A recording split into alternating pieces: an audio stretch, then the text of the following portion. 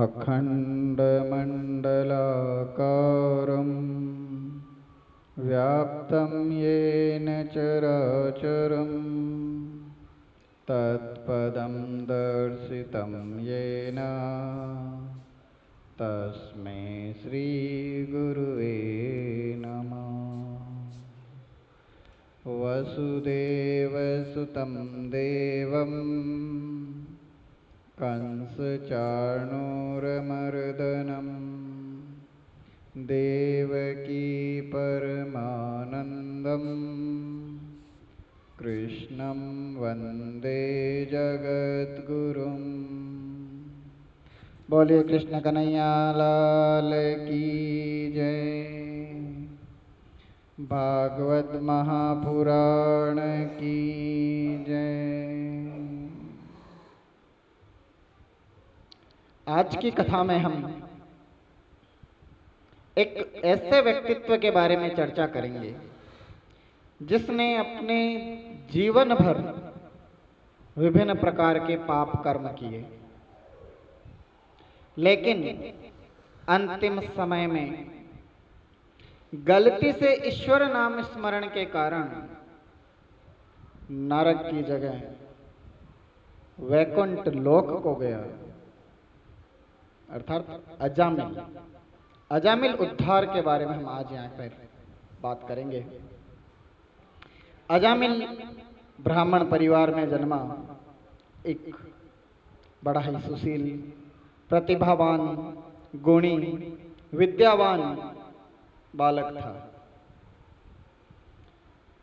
उच्च संस्कार प्राप्त वह बच्चा हमेशा ईश्वर आराधना में लगा रहता था, माता पिता का कहना मानता था, लेकिन नियति को शायद कुछ और मंजूर था। वह बालक जब बड़ा हुआ और एक दिन जंगल में लकड़ियां लेने गया, तो वहां पर उसने एक युवक और युवती को प्रेमाचार में संलग्न देखा। तो वह उस युवती को निहारने लगा। वह युवती अत्यंत ही रूपवान थी और अजामिल उसके रूप के माया जाल में फंस गया। वह लड़की भी अजामिल को देखती है। अजामिल जो अत्यंत सुंदर रूपवान था, वह युवती भी उसके रूप सौंदर्य के माया जाल में उलझ जाती है और वह अजामिल के नजदीक आकर उसके सामने प्रेम का प्रस्ताव रखती है। अजामिल जो पहले से ही उसके रूप सौंदर्य का मोहित था, ऐसा प्रस्ताव पाकर सब कुछ भूल गया। उसे सुधि ही नहीं रही कि वह जंगल में लकड़ियां लेने और पिता की पूजा के लिए फूल लेने आया है। वह उस युवती के साथ प्रेमाचार में लग जाता है।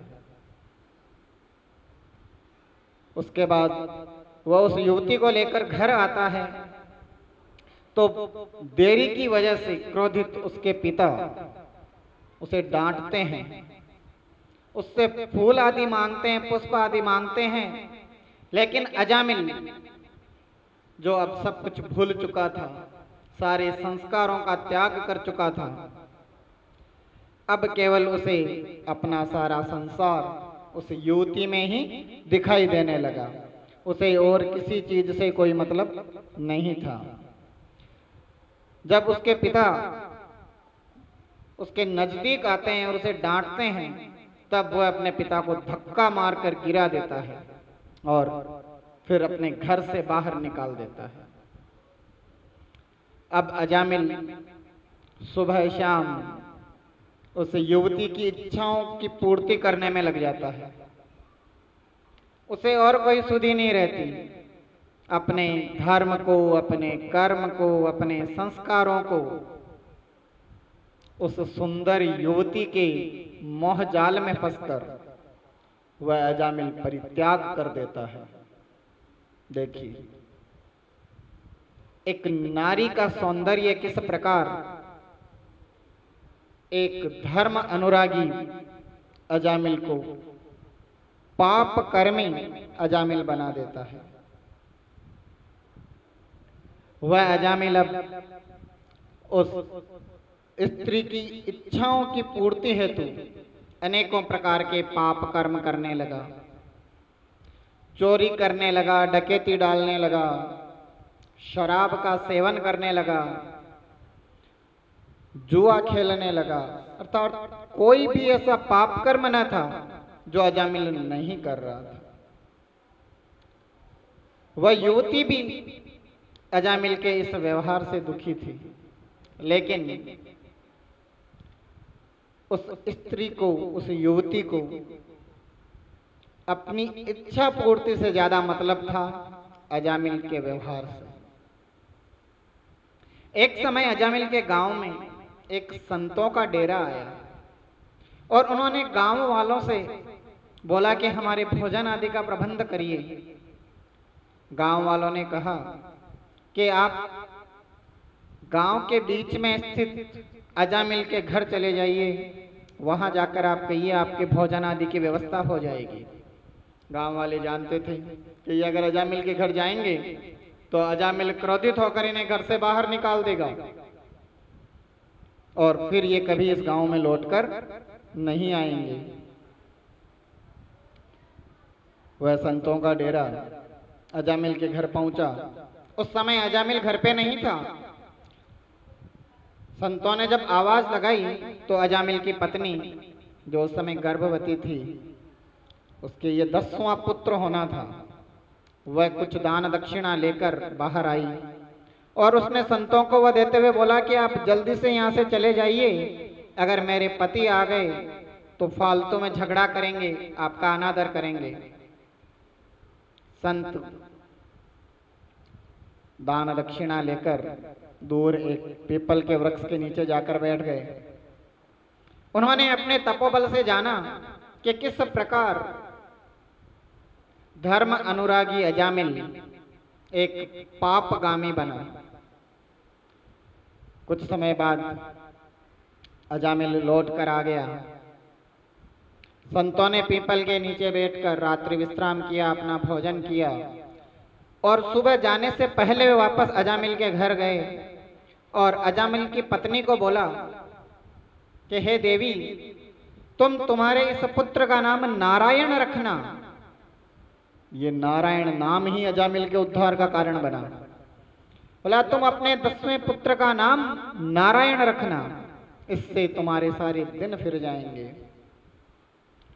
अब पुत्र का जन्म हुआ। पुत्र बड़ा ही सुंदर व रूपवान था। उस स्त्री ने संतों के कहे अनुसार अपने पुत्र का नाम नारायण रखा। समय बीतता गया। अजामिल की मृत्यु का समय नजदीक आया। जब उसके मृत्यु का क्षण आया, उस समय यम के दूत यमपास लेकर विभत्स रूप में उसके पास पहुंचे। वह उनका विभत्स रूप देखकर घबरा गया और जोर जोर से अपने लाडले पुत्र नारायण का नाम पुकारने लगा। अरे नारायण, अरे नारायण, इधर आ। और जैसे ही अंतिम क्षणों में उसके मुख से नारायण के नाम का उच्चारण हुआ तो नारायण के देवदूत वहां पर चले आए और उन्होंने यम के दूतों से युद्ध कर कर उन्हें पछाड़ दिया। यम के दूत नारायण के दूतों को कहने लगे, हे देवदूतों, ये पाप कर्मी है, इसने जीवन भर पाप किए हैं, इसे घोर नरक में जाना है, आप इसे लेने क्यों आ गए?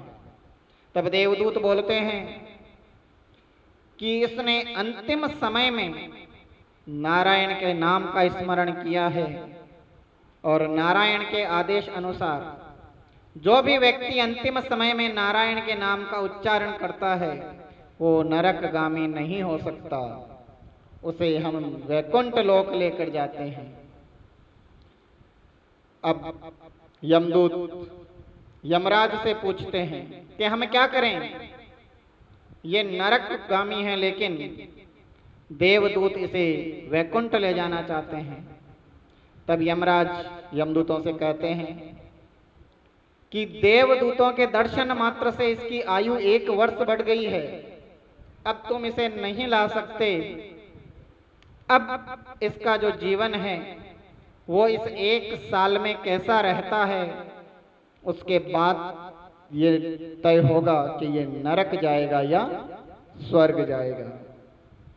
यमदूतों व यमराज तथा देवदूतों की ये वार्ता अजामिल सुन लेता है और वह पश्चाताप करता है कि मात्र अपने पुत्र का नाम लेने मात्र से देवदूत मुझे लेने आ गए।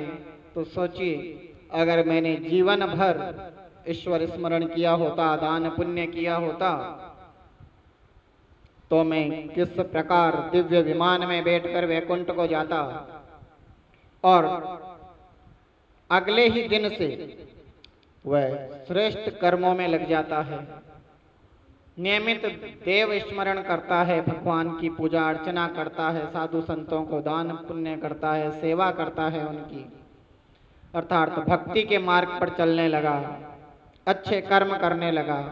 और जैसे ही 1 साल बीता, उसके अच्छे कर्मों की वजह से स्वयं भगवान विष्णु अपने दिव्य विमान में उसे लेने आए।